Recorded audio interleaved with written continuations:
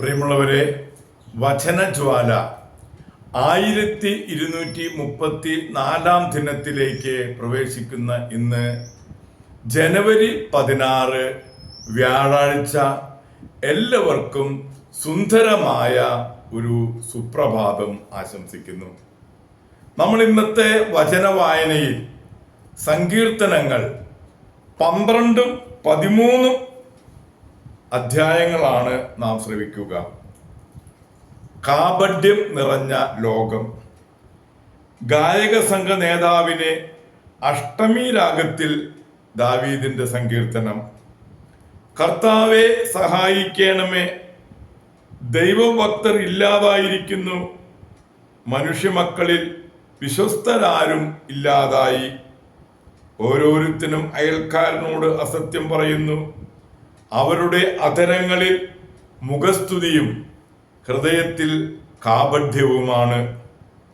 മുഖസ്തുതി പറയുന്ന അധരങ്ങളെയും വീമ്പിളക്കുന്ന നാവുകളെയും കർത്താവ് ഛേദിച്ച് കളയട്ടെ. നാവ് കൊണ്ട് ഞങ്ങൾ ജയിക്കും, അധരങ്ങൾ ഞങ്ങൾക്ക് തുണയുണ്ട്, ആരുണ്ട് ഞങ്ങളെ നിയന്ത്രിക്കാൻ എന്ന് അവർ പറയുന്നു. എന്നാൽ കർത്താവ് അരുളി ചെയ്യുന്നു, ദരിദ്രർ ചൂഷണം ചെയ്യപ്പെടുന്നു, പാവപ്പെട്ടവർ നെടുവീർപ്പിടുന്നു. അതിനാൽ അവർ ആശ്രയിക്കുന്ന അഭയം ഞാൻ അവർക്ക് നൽകും. കർത്താവിന്റെ വാഗ്ദാനങ്ങൾ നിർമ്മലമാണ്. ഉലയിൽ 7 ആവർത്തി ശുദ്ധി ചെയ്തെടുത്ത വെള്ളിയാണ്. കർത്താവെ, ഞങ്ങളെ കാത്തുകൊള്ളണമേ, ഈ തലമുറയിൽ നിന്ന് ഞങ്ങളെ കാത്തുകൊള്ളണമേ. ദുഷ്ടരെങ്ങും പരതി നടക്കുന്നു, മനുഷ്യപുത്രരുടെ ഇടയിൽ നീചത്വം ആദരിക്കപ്പെടുന്നു. ദുഃഖിതന്റെ പ്രാർത്ഥന. നാം 13 അധ്യായത്തിലേക്ക് പ്രവേശിക്കുന്നു. 1 മുതൽ 6 വരെയാണ് ഈ അധ്യായം. ഗായക സംഘ നേതാവിനെ ദാവീദിന്റെ സങ്കീർത്തനം. കർത്താവെ, എത്ര നാൾ അങ്ങനെ മറക്കും? എന്നേക്കുമായി ഞാൻ എന്നെ വിസ്മരിക്കുമോ?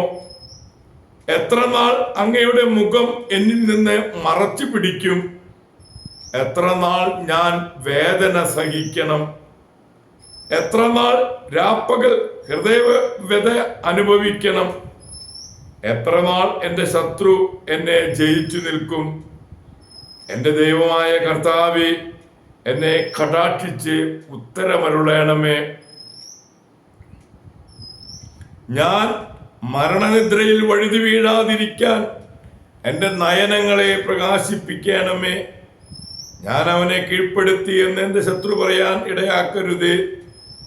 ഞാൻ പരിഭ്രമിക്കുന്നത് കണ്ട് എൻ്റെ ശത്രു ആനന്ദിക്കാൻ ഇടവരുത്തരുതേ. ഞാൻ അവിടുത്തെ കരുണയിൽ ആശ്രയിക്കുന്നു. എൻ്റെ ഹൃദയം അങ്ങയുടെ രക്ഷയിൽ ആനന്ദം കൊള്ളും. ഞാൻ കർത്താവിനെ പാടി സ്തുതിക്കും. അവിടുന്ന് എന്നോട് അതിരറ്റ കരുണ കാണിച്ചിരിക്കുന്നു. ദൈവത്തിൻ്റെ തിരുവചനമാണ് നാം ശ്രവിച്ചത്. പ്രിയമുള്ളവരെ, ആഗോള കത്തോലിക്ക സഭയിൽ ഇന്ന് മെത്രാനായ വിശുദ്ധ ഹെണാറാത്തൂസിനെ അനുസ്മരിക്കുന്ന ദിവസമാണ്. പണ്ട് ഗോൾ എന്ന് വിളിച്ചിരുന്ന ഫ്രഞ്ച് ദേശത്താണ് ഇദ്ദേഹത്തിന്റെ ജനനം. വിജയാതീയ കുടുംബം ക്രിസ്തുമതം ആശ്ലേഷിച്ച ഉടനെ അദ്ദേഹം സ്വസഹോദരൻ വെനാൻസിയൂസ് ഒരുമിച്ച് വിശുദ്ധ സ്ഥലങ്ങളും സിറിയയിലും ഈജിപ്തിലും സന്ദർശിക്കുവാനും പോകുന്ന വഴിയിൽ സഹോദരൻ മരിക്കുകയാൽ മടങ്ങിപ്പോരുകയാണ് ഉണ്ടായത്. കുറെ കാലം റോമായിൽ കഴിഞ്ഞു. അവിടെ നിന്നും പ്രോവിൻസിലേക്ക് പോയി. ഫ്രയേസൂസിലെ ബിഷപ്പ് ലെനിൻസ് ദ്വീപിൽ താമസിക്കാൻ അഭ്യർത്ഥിച്ചു. അവിടെ ഒരു ആശ്രമം സ്ഥാപിച്ചു.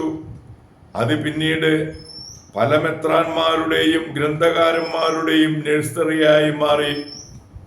ആർസിലെ ആർച്ച് ബിഷപ്പ് വധിക്കപ്പെട്ടപ്പോൾ ഹൊരാണത്തൂസിനെ ഏകാന്തതയിൽ നിന്നും പിടിച്ചെടുത്ത് ആർച്ച് ബിഷപ്പാക്കി. ആരോഗ്യം മാനിക്കനും പാഷണ്ഡതകൾ കൊണ്ട് തകർന്നു പോയ അതിരൂപതയിൽ ക്രമവും സത്യവിശ്വാസവും പാലിച്ച് ഒരു ശിഷ്യനായ ഹിലരിയുടെ കരങ്ങളിൽ കിടന്ന് ഹൊണാരത്തൂസ് അന്ത്യശ്വാസം വലിക്കുകയാണ് ഉണ്ടായത്. പ്രിയരെ, ഇന്ന് തന്നെയാണ് വിശുദ്ധ ജോസഫ് വാസിനെയും അനുസ്മരിക്കുന്നത്. ഗോവയിലാണ് ജനനം. ഉന്നത ബ്രാഹ്മണനെ എന്ന ജാതിയിൽപ്പെട്ട ഉത്തമ കത്തോലിക്കനായിരുന്ന ജോസഫ് വാസ് 25-ാം വയസ്സിൽ പൗരോഹിത്യം സ്വീകരിച്ചു.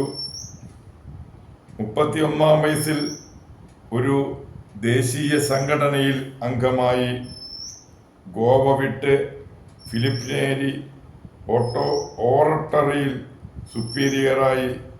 പിന്നീട് ജാഫ്നയിൽ പോയി മതത്യാഗികളായ അനേകരെ വിശ്വാസത്തിലേക്ക് തിരിച്ചു കൊണ്ടുവന്നു. മെത്രാനായ വിശുദ്ധ ഹൊണാരത്തുസിൻ്റെയും വിശുദ്ധ ജോസഫ് വാസിൻ്റെയും മധ്യസ്ഥം യാചിച്ച് ഇന്നത്തെ വചന വായനയിലേക്ക്, നല്ല ദിവസത്തിലേക്ക് നമുക്ക് പ്രവേശിക്കാം. എല്ലാവർക്കും നല്ല ഒരു ദിവസം ആശംസിച്ചുകൊണ്ട് നിർത്തുന്നു. Thank you.